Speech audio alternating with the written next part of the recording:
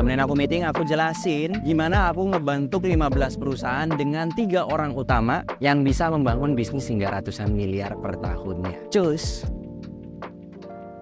Dan ini sebenarnya 3 alasan kenapa teman-teman mungkin bisa stop, atau teman-teman berhasil, atau teman-teman bahkan malah rugi. Karena sebenarnya di dalam bisnis itu sebenarnya cuma 3 titik. Aku coba kasih konteks dulu ya di sini ya. Bayangin ada sebuah bisnis yang income-nya adalah 100 miliar. COGS-nya adalah 1 miliar dan expense-nya adalah 1 miliar dengan laba bersih yaitu 98 miliar. Menurut teman-teman ini bisnis bagus atau enggak? Jawabannya pasti bagus dan nggak mungkin enggak. Nah di sini kalau teman-teman lihat ujung-ujungnya semua bisnis itu ada di laporan tadi. Ada 3 titik yang teman-teman pikirkan barusan, yaitu income, COGS, dan juga expenses. Kalau laporan yang barusan aku ceritain adalah perusahaan Facebook, itu bisnisnya adalah teknologi. Jadi melihat dari sini bahwa bisnis itu memiliki 3 kata kunci yang utama dan 3-tiganya ini saling mengisi. Aku kasih contoh. Kalau kamu jago ngiklan, berarti kamu income-nya mungkin bagus, tapi produknya jelek, income-nya bisa jadi jelek. Habis itu produk atau COGS-nya jelek,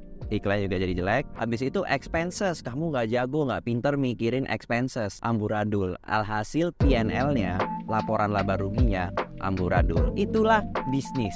Sampai sini bisa ngikutin ya. 3 variabel yang teman-teman harus pikirin. Dan kebetulan teman-teman tuh biasanya salah satu doang nih. Nggak mungkin teman-teman bisa jadi 3-tiganya. Mungkin ada, tapi aku belum lihat. Kalau aku sendiri, aku adalah orang produk nih. Aku adalah orang ke tengah. Aku bisa nyiptain produk-produk baru. Kebetulan aku paham income. Aku bisa ngiklan, aku bisa negosiasi dan kawan-kawan, tapi aku sangat lemah sekali di expenses. Sampai sini bisa ngikutin? Itu menurutku pribadi adalah bisnis. Selama teman-teman bisa melihat bisnisnya dalam sebuah kertas, mengatakan income berapa, COGS berapa, expenses berapa, maka dari itulah baru rugi berapa, itu bisnisnya maju atau tidak. Dari situ baru ditanya berikutnya, produknya apa? Bukan bisnisnya apa, bisnisnya mah kertas. Produknya apa? Baru beragam macam. Di bisnis itu cuma ada 3 kegiatan pada dasarnya. Core dari sebuah bisnis itu cuma ada 3 kegiatan. Kegiatan nomor 1 adalah bagaimana mendapatkan pendapatan yang lebih. Itu yang income kita ngomonginnya. Kegiatan income. Lalu orang kedua adalah produk.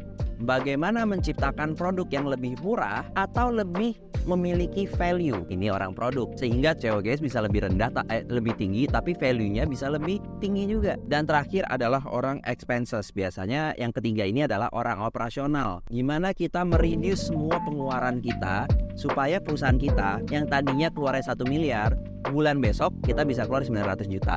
Ada 3 orang. Kamu orang yang mana? Aku adalah orang produksi. Aku bisa nyiptain produk terus-menerus. Aku kasih contoh biar lebih gampang lagi. Apple saat ini tidak ada orang produk. Menurutku pribadi ya, Apple saat ini tidak ada orang produk. Ada inovasi apa setelah Steve Jobs meninggal dunia yang teman-teman lihat di produk Apple? Atau pada saat Steve Jobs dikeluarkan dari perusahaannya, inovasinya apa tuh Apple? Jadi Steve Jobs itu pada dasarnya orang produk, bukan orang marketing. Produknya dijual oleh orang marketing atau orang income. Kegiatan income ini banyak banget, banyak banget. Kebanyakan dari pengusaha-pengusaha yang aku temuin, dari ribuan pengusaha yang udah aku temuin, itu mereka nggak paham dirinya tuh siapa dari 3 ini, role dia di mana. Aku ngelihat orang operasional jago banget, tapi saya nggak laku mas barang saya, padahal produk saya murah banget loh. Lihat ya barisan kata-katanya, produkmu murah banget karena kamu adalah orang expense. Kamu bisa menciptakan produk dengan HPP yang murah sekali, tapi kamu tidak bisa menciptakan value untuk mendatangkan income yang jauh lebih besar.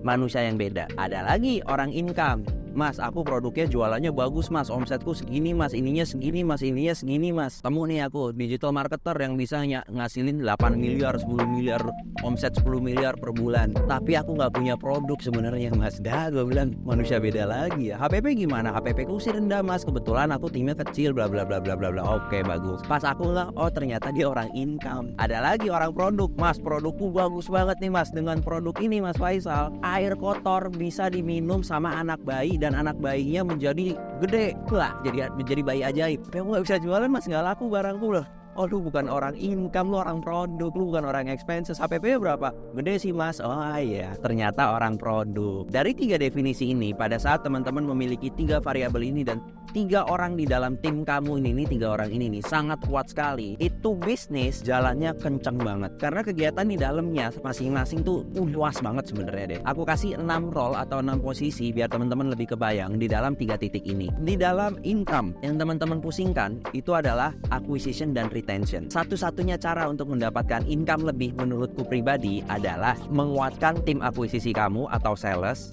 dan menguatkan tim retention kamu atau CS, customer service. 2 manusia inilah yang akan mendatangkan uang lebih banyak ke dalam bisnis tersebut. Itu ada di income. Nomor 3 adalah orang produk. Orang produk ini fokusnya kepada 3 titik.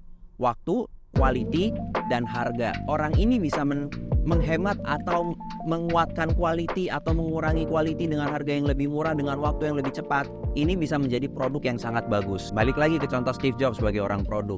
Dia kata kuncinya pada saat ngeluarin iPod, 1000 lagu dalam kantong kamu.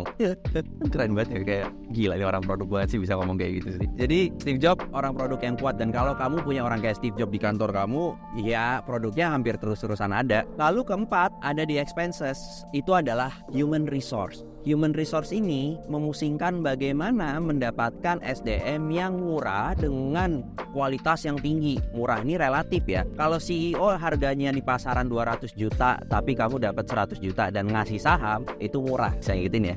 Bukan artinya semua orang dibayar UMR, nggak gitu juga. Bagaimana seorang HR ini bisa mencetak orang, bisa mentraining orang dari nggak tahu apa-apa sampai ke level C-level dengan HPP yang lebih murah. Karena bahasa yang dipakai di HR itu sebenarnya mengurangi expenses. Manusia menjadi salah satu expenses dalam bisnis kita. Habis itu selain HR ada GA, teman-teman. GA ini menjadi peranan penting. Aku nggak pernah sampai aku bikin topik yang teman-teman lihat videonya. GA itu perannya cukup gede banget. Aku ada Porsche, aku punya Porsche kan di kantor. Aku jarang pakai Porsche-nya, mungkin seminggu sekali, itu juga insya Allah dipakainya. Nah, orang GA nih simple aja ya. Orang GA ini bukan orang mobil. Orang GA ini bukan orang mobil, jadi nggak paham kalau mobil itu kalau dipanasinnya seminggu sekali itu ada kemungkinan rusak. Alhasil Porsche-ku akinya mati. Benerin akinya dan kawan-kawannya semuanya bisa habis 80 juta. Barusan kegiatan orang GA aku itu tidak mereduce expenses. Jadi mindset yang dipakai orang GA itu harusnya adalah gimana supaya ke depannya aku gak keluar apa-apa buat mobil tersebut. Itu mindset yang benar untuk orang GA. Sama juga dengan sewa ruko. Ruko pertamaku itu di Green Lake City, itu aku sewanya 45 juta. Pada dasarnya aku lagi mereduce expense untuk bisnisku. Anjir, gimana nih baru nih. Nah, yang keenam itu adalah FAT. Tim FAT, Finance, Accounting, dan Tax. Orang ini yang memahami bagaimana uang masuk dan uang keluar itu bergerak di finance. Accounting adalah orang yang mencatat atas uang masuk dan uang keluar tersebut. Dan terakhir adalah tax, bagaimana struktur pajak. Banyak banget termasuk aku sendiri, pengusaha yang tidak memikirkan tax di depan sampai dia kena denda. Teman-teman ketemu sama pengusaha gede pasti omongannya ada ini, kemarin gue kena denda segini soal dipajak. Oh, berarti ini ada salah satu yang harusnya bisa kita reduce sebelumnya. Pajak. Dendaku teman-teman di pajak itu 2,8 miliar. Dan andai kata aku ada orang tax di depan yang mikirin ini di depan nih supaya aku nggak kena 2,8, itu aku bisa sedekahin 2,8 M-nya ke yayasan yang lain. Bisa ngikutin nggak ya? Tapi karena aku tidak memiliki skill set itu, alhasil aku kena denda tersebut. Jadi 6 orang ini, 6 titik ini adalah 6 kunci utama di sebuah bisnis yang aku lihat paling tidak bisnisnya udah menjabarkan ratusan juta hingga miliaran per bulan dari 6 titik ini. Yang dimulai dari 3 titik utama atau bisa disebut C-level lah bahasanya biar gampang. Ada kepala ada kepala income bahasanya, chief of income misalkan. Ada chief of product dan ada chief of expenses. 3 ini dihandle sama kita sebagai leader utama atau CEO. Pertanyaanku ke teman-teman ini sebenarnya dari 3 ini, teman-teman paling cocok menjadi yang mana? Karena teman-teman harus ngisi yang lain oleh orang lain yang jauh lebih hebat di bidang itu dibanding kita sendiri. Udah gitu kali ya, bagus ya? Lagi tak? Kasih ini kali ya, buku ya. Nah, teman-teman mau lihat pelajarin bisnis autopilot, aku bikin semua bisnisku, aku bikin 15 perusahaanku itu berdasarkan titik-titik barusan, dan ini udah aku jadiin buku supaya teman-teman bisa ngikutin step-step apa yang aku lakukan dan tidak aku lakukan supaya bisa bikin bisnis terus-menerus. Cara gimana? Cek link di bio, klik link di bawah. Oke. Kalau teman-teman mau lebih dalam lagi, teman-teman cek workshop yang udah aku bikin untuk ngebikin bisnis autopilot ataupun juga memahami bisnis secara keutuhannya. Dari gimana datengin income lebih banyak, gimana dapetin produk terus-menerus, dan gimana mengurangi expense di dalam bisnismu. Wih, keren banget teman. Cara gimana? Cek link di bio, klik link di bio, setup tanggalnya, lihat tanggalnya, nanti kita ketemu, kita bahas satu persatu bisnis kamu seperti apa. Cus!